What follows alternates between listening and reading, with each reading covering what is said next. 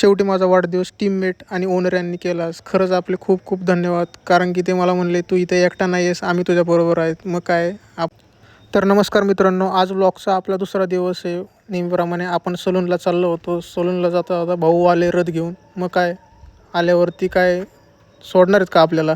नेहमीप्रमाणे चेष्टा मस्करी. मग बसलो रथावर. आलं सलूनमध्ये. मग काय आज सकाळ सकाळ कस्टमर होते. मग काय सर आपले वाट बघत होते. सर म्हणले, "मला मस्त छान मिड फेड दे आणि ब्लेंडिंगमध्ये फेड कर." बियर्ड आपली बियर्ड फेड केल्यानंतर सर म्हणले, की छान असं मला एक क्लीनअप दे. क्लीनअप झाल्यानंतर सरांचा लूक बघू शकता. सर म्हणले, "मिड फेड आणि बियर्ड फेड एकदम क्लास झालेली आहे. नेक्स्ट टाईम नक्की तुझ्याकडे व्हिजिट करेल." मग काय सेकंड क्लायंट अटेंड केले. मॅम आल्या होत्या आपल्याकडे. मॅम म्हणल्या, की मला हेअर्स खूप फ्लॅट झालेले आहेत, लेअर करा आणि त्याच्यामध्ये बाउन्स थोडा ॲड करा. मग काय आपण आपले हेअर आर्टिस्ट आहे, हेअर आर्टिस्टची कला दाखवणारच ना कधी पण. मग काय हेअरकट चालू केला. टेक्स्चरायझिंगमध्ये हेअरकट आपण चालू केला. मग काय हेअरकट करता करता मॅम म्हणल्या, की माझे हेअर डेन्सिटी खूप कमी झालेली आहे. मला ट्रॅव्हलिंगमुळे डेन्सिटी माझी खूप कमी होती.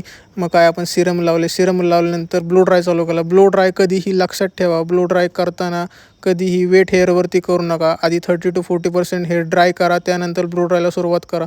तुम्ही तुमचे काम नीट आणि नीटनेटकेपणाने करा.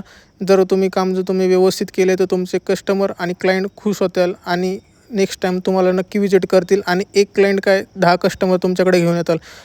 तर मॅमचा हेअरकट हा झालाच होता. त्यानंतर फायनल तुम्ही तो बघू शकता. मॅमचा हेअरकट झाला होता. मॅमला जसा पाहिजे होता तसा लेअरिंग लूक मिळाला. मॅम म्हणल्या, "लेअरिंग तर खूप सुंदर झालेले आहेत. नेक्स्ट टाईम मी आणि माझे फ्रेंड्स नक्की तुमच्याकडे." क्लायंट सॅटिस्फाईड होणे अजून काय पाहिजे असते एका हेअर आर्टिस्टला. मग तुम्हाला माझा स्वभाव तर माहितीच आहे. राहिलेला केक एकटं न खाता आपले रूममेट्स आणि लहान मुलांमध्ये वाटून टाकला. कारण की खरं प्रेम त्याच्यामध्येच असतं आणि माणुसकीसुद्धा त्याच्यामध्येच असते. एकटं खाण्यामध्ये काही मजा येत नाही. आयुष्य हे थोडंच जगा, पण चांगलं जगा.